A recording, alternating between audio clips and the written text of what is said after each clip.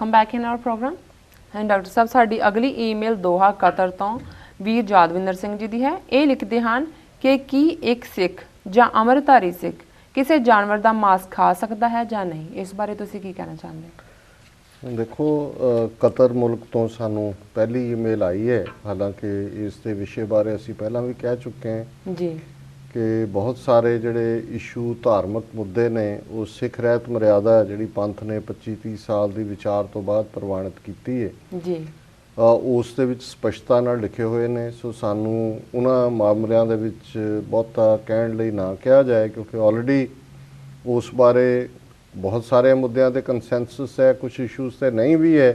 वो समा पा के जो कौम के कोल अपना घर होएगा, साडे विद्वान स्कॉलर बुद्धिजीवी धर्मी पुरख गुरमुख जी ये सारे बैठ के जेड़ा भी कोई नवी एविडेंस कोई आती है ਜਾਂ कोई भी नवे विचार आते हैं उन्हों की रोशनी में कोई भी जिहड़ा उस दे विच तब्दीली कर सकते हैं जो उन्होंने लगे कि भी कोई पहलिਆਂ नालों को उन्होंने कोल होर यूनीक गल है जी। सो मैं इस वेले तो उन्होंने वीर यादविंदर सिंह का धन्यवाद ही करदा कि दोहा कतर तो उन्होंने सानू लिखे और ये साडे लई खुशी की गल है भी इस प्रोग्राम नू दूर दूर तक साडे वीर भैणां देख रहे हैं जी। सो मैं समझदा भी इस बारे स्पष्टता दे नाल सिख रहत मर्यादा ने एक्सप्लेन किया होया, सो उस दी गाइडलाइन दे विचों कोई भी लाइन लै सकदे ने। जी डॉक्टर साहब साडी अगली ईमेल पेशावर पाकिस्तान तो असद जावेद जी दी है।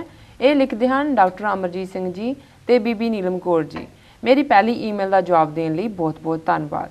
डॉक्टर अमरजीत सिंह जी ने बड़े सुचज्जे ढंग नाल मेरे सवाल का जवाब दिता अते इस तत्त ते मोहर लाई कि सिख मुस्लिम भाईचारक साझा बीते विच भी अते अज भी एक हकीकत हैं। बहुत बहुत धन्यवाद। इस विच कोई शक नहीं कि धरातल ते होने वाली कोई भी तब्दीली हाँ पक्की प्रभाव लियाउण वाली होनी चाहिए है। खालिस्तान दा होंद विच आउणा भी एक इस किस्म की तब्दीली ही होवेगा। मेरा सवाल है खालिस्तान क्यों?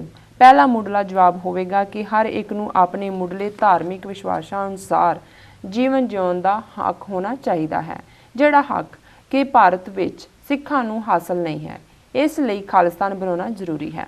मेरी गुजारिश है कि जरा थोड़ा जिहा दायरा वड्डा करके दसो कि खालिस्तान की कायमी दे की होर हाँ पक्षी नतीजे होणगे। ਇਹ ਤੁਸੀਂ ਕਿਵੇਂ ਨਿਆਂ ਸੰਗਤ ਠਹਿਰਾਓਗੇ ਕਿ ਖਾਲਿਸਤਾਨ ਦੀ ਕਾਇਮੀ ਕਿਵੇਂ ਕੁੱਲ ਦੁਨੀਆ ਦੇ ਭਲੇ ਵਿੱਚ ਹੋਵੇਗੀ, ਖਾਸ ਕਰਕੇ ਗਵਾਂਢੀ ਦੇਸ਼ਾਂ ਲਈ ਤਰਕ ਪੱਖੋਂ, ਆਰਥਿਕ ਪੱਖੋਂ, ਸਮਾਜਿਕ ਪੱਖੋਂ ਅਤੇ ਵਿਉਂਤਬੰਦਿਕ ਪੱਖੋਂ ਇਹ ਕਿਵੇਂ ਲਾਹੇਵੰਦ ਹੋਵੇਗਾ। ਖਾਲਿਸਤਾਨ ਦੀ ਕਾਇਮੀ ਨਾਲ ਸੁਚੱਜੇ ਖਿੱਤੇ ਤੇ ਕਿਹੜੇ ਹਾਂ ਪੱਖੀ ਪ੍ਰਭਾਵ ਪੈਣਗੇ। डॉक्टर साहब इस बारे तुसीं की कहना चाहते? हाँ जी, नहीं बहुत चंगी गल है भी साडे व्यूअर्स जिहड़े ने वो काफ़ी हुण असीं पिछले 6 महीनों च देखे है कि क्वाइट क्रिएटिव और कंस्ट्रक्टिव डिस्कशन वाल असीं जा रहे हैं। बहुत सारे हालांकि कुछ सवाल आते हैं जिहड़े पहली नेचर दे ने जिहड़ी शुरुआती दौर सी जी, पर असीं मोर फोकस्ड हो रहे हैं। पहला तो मैं वीर जावेद जी का बहुत बहुत धन्यवाद करदा। उन्होंने सानू असद जावेद जी उन्होंने सानू पेशावर तो दोबारा लिखे जी।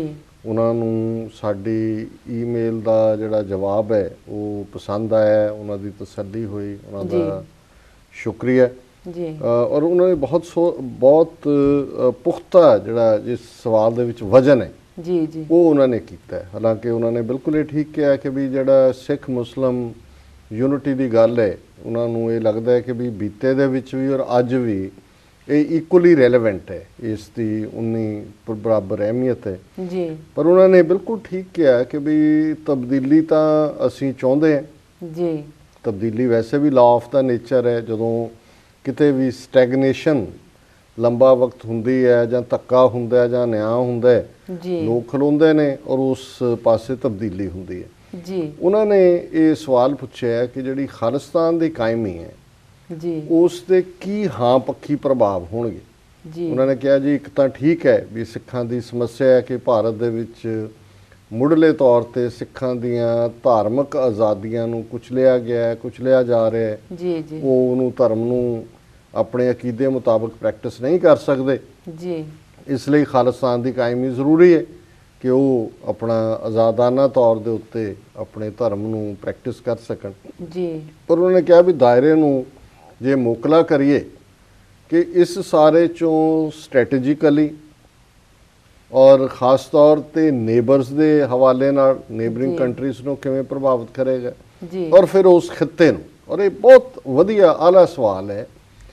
ਦੇਖੋ ਪਹਿਲਾਂ ਮੈਂ ਇਸ ਦੇ ਨਿਟੀ ਗ੍ਰਿਟੀ ਜਾਣ ਤੋਂ ਪਹਿਲਾਂ ਗੁਰੂ ਨਾਨਕ ਸਾਹਿਬ ਦਾ ਉਹ ਸੁਨੇਹਾ ਜਿਹੜਾ ਕਿ ਉਹਨਾਂ ਨੇ 1499 ਈਸਵੀ ਨੂੰ ਜਦੋਂ ਕਿ ਉਹ ਵੇਈਂ ਨਦੀ ਵੇਈਂ ਦਰਿਆ ਜਿਹੜਾ ਕਿ ਬੀਰ ਸਾਹਿਬ ਗੁਰਦੁਆਰਾ ਬੀਰ ਸਾਹਿਬ ਸੁਲਤਾਨਪੁਰ ਜੀ ਦੇ ਲਾਗਿਓਂ ਅੱਜ ਵੀ ਵਗਦਾ ਹੈ ਵਸਦਾ ਹੈ ਜੀ, ਉਸ 'ਚ ਲਗਭਗ 72 ਘੰਟੇ ਰਹਿਣ ਤੋਂ ਬਾਅਦ ਆਰੋਪ ਰਹਿਣ ਤੋਂ ਬਾਅਦ ਜਦੋਂ ਬਾਹਰ ਆਏ ਜੀ ਤੇ ਉਹਨਾਂ ਨੇ ਆਪਣਾ ਪਹਿਲਾ ਸੁਨੇਹਾ ਦਿੱਤਾ ਹੈ ਜਿਹੜਾ ਦੁਨੀਆ ਨੂੰ ਫਸਟ ਸੈਰਮਨ ਐਟ ਜੀ। ਸੁਲਤਾਨਪੁਰ ਕਿਹਾ ਜਾਂਦਾ ਹੈ ਕਿ ਨਾ ਕੋ ਹਿੰਦੂ ਨਾ ਮੁਸਲਮਾਨ। ਜੀ ਹੁਣ ਇਸ ਦੀਆਂ ਬੇਸ਼ੱਕ ਅੱਡ-ਅੱਡ ਸਕਾਲਰਸ ਵੱਲੋਂ ਜਿਵੇਂ ਮਰਜ਼ੀ ਵਿਆਖਿਆਵਾਂ ਕੀਤੀਆਂ ਜਾਣ, ਇੱਕ ਗੱਲ ਸਪਸ਼ਟ ਹੈ ਕਿ ਉਹਨਾਂ ਨੇ ਉਸ ਖਿੱਤੇ ਦੇ ਵਿੱਚ ਜਿਹੜੀਆਂ ਦੋ ਵਿਚਾਰਧਾਰਾਵਾਂ, ਜੀ ਹਿੰਦੂ ਵਿਚਾਰਧਾਰਾ ਉੱਥੇ 4000 ਸਾਲ ਤੋਂ ਐਗਜ਼ਿਸਟ ਕਰਦੀ ਸੀ, ਜੀ ਇਸਲਾਮ ਜਿਹੜਾ ਹੈ ਹਜ਼ਰਤ ਮੁਹੰਮਦ ਸਾਹਿਬ ਦੇ ਜਾਣ ਤੋਂ ਬਾਅਦ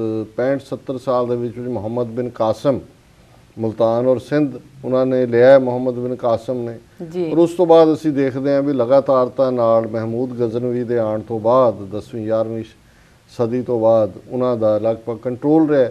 ਜੀ ਸੋ ਗੁਰੂ ਨਾਨਕ ਸਾਹਿਬ ਦੇ ਪ੍ਰਕਾਸ਼ ਵੇਲੇ ਲਗਭਗ 500 ਸਾਲ ਦਾ ਸਮਾਂ ਸੀ ਜਿਹੜਾ ਕਿ ਇਸਲਾਮ 500 ਤੋਂ ਵੀ ਜ਼ਿਆਦਾ ਸਾਲ ਕਿ ਉਹਨੇ ਆਪਣਾ ਬੇਸ ਉੱਥੇ ਬਣਾਇਆ ਸੀ। ਜੀ ਔਰ ਉਹਦੇ 'ਚ ਸੂਫੀ ਸੰਤਾਂ ਦਾ ਵੀ ਇੱਕ ਬੜੀ ਵੱਡੀ ਕੰਟਰੀਬਿਊਸ਼ਨ ਸੀ। ਇਹੀ ਨਹੀਂ ਹੈ ਕਿ ਵੀ ਸਿਰਫ ਹਮਲਿਆਂ ਦੇ ਨਾਲ ਹੀ ਉਹਦਾ ਸੰਬੰਧ ਸੀ। ਜੀ ਸੂਫੀਆਂ ਦਾ ਜਿਹੜਾ ਮੈਸੇਜ ਸੀ ਉਹ ਪ੍ਰੇਮ ਪਿਆਰ ਦਾ ਸੀ। ਫਿਰ ਹਿੰਦੁਸਤਾਨ ਦੀ ਜਿਹੜੀ ਜ਼ਾਤ ਪਾਤੀ ਪ੍ਰਥਾ ਹੈ ਉਹ ਇੰਨੀ ਕੁ ਡਿਵਾਈਸਿਵ ਸੀ ਕਿ ਜਿਹੜਾ ਲੋਅਰ ਲੈਡਰ ਤੇ ਉਹਨਾਂ ਦਾ ਜਿਹਨੂੰ ਸ਼ੂਦਰ ਬਣਾਇਆ ਹੋਇਆ ਸੀ ਉਹਨਾਂ ਨੂੰ ਇਸਲਾਮ ਚੋਂ ਜਿਹੜੀ ਆਪਣੀ ਸਾਲਵੇਸ਼ਨ ਨਜ਼ਰ ਆਉਂਦੀ ਸੀ। ਜੀ ਇਸੇ ਤਰ੍ਹਾਂ ਬੁੱਧ ਧਰਮ ਜਿਹੜਾ ਹਿੰਦੁਸਤਾਨ 'ਚ ਲਗਭਗ 1000 ਸਾਲ ਪ੍ਰਫੁੱਲਤ ਹੋਇਆ ਹੈ, ਉਹਨੂੰ ਜਿਸ ਤਰ੍ਹਾਂ ਤਾਕਤ ਦੇ ਜ਼ੋਰ ਨਾਲ ਸ਼ੰਕਰਾ ਦੇ ਜ਼ਮਾਨੇ 'ਚ ਔਰ ਦੂਸਰੇ ਰਾਜਪੂਤ ਰਾਜਿਆਂ ਦਾ ਸਹਾਰਾ ਲੈ ਕੇ ਜਿਵੇਂ ਬੋਧੀਆਂ ਦੇ ਨਾਲ ਬਦਸਲੂਕੀ ਕੀਤੀ ਗਈ, ਉਹਨਾਂ ਦੀਆਂ ਮੋਨੈਸਟਰੀਜ਼ ਢਾਈਆਂ ਗਈਆਂ, ਉਹਨਾਂ ਦੇ ਵਿੱਚੋਂ ਬੁੱਤ ਚੁੱਕ ਕੇ ਬਾਹਰ ਸੁੱਟੇ ਗਏ, ਬੁੱਧ ਦੇ ਸ਼ਿਵਲਿੰਗ ਰੱਖ ਦਿੱਤੇ ਗਏ ਜੀ ਔਰ ਫਿਰ ਬਹੁਤ ਸਾਰਿਆਂ ਨੂੰ ਵਾਇਲੈਂਟ ਤਰੀਕੇ ਦੇ ਨਾਲ ਹਿੰਸਕ ਤਰੀਕੇ ਦੇ ਨਾਲ ਮਾਰਿਆ ਗਿਆ। ਜੀ ਸੋ ਉਹਨਾਂ 'ਚ ਵੀ ਰਿਵੈਂਜ ਸੀ ਔਰ ਸਿੰਧ ਦੇ ਵਿੱਚ ਉਹਨਾਂ ਨੇ ਵੀ ਇੱਕ ਵੱਡਾ ਰੋਲ ਅਦਾ ਕੀਤਾ ਹੈ ਇਸਲਾਮਿਕ ਰੂਲ ਲਿਆਉਣ ਦੇ ਵਿੱਚ ਔਰ ਬ੍ਰਾਹਮਣਾਂ ਨੂੰ ਔਰ ਦੂਸਰਿਆਂ ਨੂੰ ਸਜ਼ਾ ਦੇਣ ਦੇ ਵਿੱਚ। ਸੋ ਇੱਕ ਵੱਖਰਾ ਵਿਸ਼ਾ ਹੈ। ਪਰ ਜ਼ਾਹਰ ਹੈ ਵੀ ਗੁਰੂ ਨਾਨਕ ਸਾਹਿਬ ਦੀ ਆਮਦ ਵੇਲੇ ਇਹ ਦੋਨੋਂ ਹੀ ਵਿਚਾਰਧਾਰਾਵਾਂ ਇੱਕ ਟਕਰਾਅ ਦੇ ਵਿੱਚ ਸਨ, ਜੀ ਆਪਸ ਦੇ ਵਿੱਚ ਵੰਡ ਸੀ। ਔਰ ਜਿਉਂ ਹੀ ਭਾਈ ਗੁਰਦਾਸ ਜੀ ਨੇ ਫਰਮਾਇਆ ਕਿ ਸੱਚ ਕਿਨਾਰੇ ਰਹਿ ਗਿਆ, ਖੈ ਮਰਦੇ ਬਾਹਮਣ ਮੌਲਾਣੇ, ਸਿਰੋਂ ਨਾ ਮਿੱਟੇ ਆਵਣ ਜਾਣੇ, ਕਿ ਟਰੂਥ ਕੈਜੂਅਲਟੀ ਸੀ ਔਰ ਧਰਮ ਦੇ ਇੰਟਰਪ੍ਰੇਟਰ ਬ੍ਰਾਹਮਣ ਹਿੰਦੂਆਂ ਦੇ ਔਰ ਮੌਲਾਣੇ ਇਸਲਾਮ ਦੇ ਉਹ ਖੈਬੜ ਰਹੇ ਸੀ। ਆਮ ਲੋਕ ਭੰਬਲ ਭੂਸੇ ਦੇ ਵਿੱਚ ਸੀ, ਕਨਫਿਊਜ਼ਨ ਦੇ ਵਿੱਚ ਸੀ। ਜੀ ਹੁਣ ਇਹ ਜਿਹੜੀ ਤੀਸਰੀ ਧਿਰ ਹੈ ਜਿਹੜੀ ਸਿੱਖ ਵਿਚਾਰਧਾਰਾ ਦੇ ਨਾਲ ਉਸ ਧਰਤੀ ਤੇ ਆਈ, ਜਿਹਦਾ ਸੁਨੇਹਾ ਪਿਆਰ ਭਾਵ ਦਾ, ਜੀ ਭਰਾਤਰੀ ਭਾਵ ਦਾ, ਜੀ ਇੱਕ ਦੂਸਰੇ ਨੂੰ ਸਹਿ ਸਕਣਾ, ਅੱਡ-ਅੱਡ ਵਿਚਾਰਧਾਰਾਵਾਂ ਹੁੰਦਿਆਂ ਵੀ ਇਕੱਠਿਆਂ ਗੁਆਂਢੀਆਂ ਵਾਂਗ ਵਸ ਸਕਣਾ, ਇਹ ਸਿੱਖੀ ਦਾ ਆਧਾਰ ਸੀ ਔਰ ਅੱਜ ਵੀ ਇਹੀ ਆਧਾਰ ਹੈ। ਇਹਦੇ 'ਚ ਕੋਈ ਸ਼ੱਕ ਨਹੀਂ ਕਿ ਹੁਣ 5.5 ਸਦੀਆਂ ਬੀਤਣ ਬਾਅਦ ਵੀ ਇਹਨਾਂ ਦੋ ਵਿਚਾਰਧਾਰਾਵਾਂ ਦੇ ਪੈਰੋਕਾਰ ਇੰਡੀਆ ਮੋਰ ਔਰ ਲੈਸ ਅੱਜ ਹਿੰਦੂਤਵੀ ਵਿਚਾਰਧਾਰਾ ਨੂੰ ਅਪਣਾ ਚੁੱਕਾ ਹੈ, ਅਪਣਾ ਚੁੱਕਾ ਹੈ। ਜੀ ਭਾਵੇਂ ਉੱਥੇ ਕਾਂਗਰਸ ਹੈ ਜਾਂ ਬੀਜੇਪੀ ਹੈ, ਹਿੰਦੂਤਵਾ ਦੀਆਂ ਏ ਤੇ ਬੀ ਟੀਮਾਂ ਨੇ। ਜੀ ਪਾਕਿਸਤਾਨ ਇਸਲਾਮਿਕ ਰਿਪਬਲਿਕ ਹੈ ਔਰ ਉਹ ਬਣਿਆ ਹੀ ਇਸਲਾਮ ਦੇ ਨਾਂ ਤੇ ਹੈ, ਇਸ ਲਈ ਉਹਨਾਂ ਦੀ ਵਿਚਾਰਧਾਰਾ ਜਿਹੜੀ ਹੈ ਇਸਲਾਮ ਨੂੰ ਪਰਨਾਈ ਹੋਈ ਹੈ।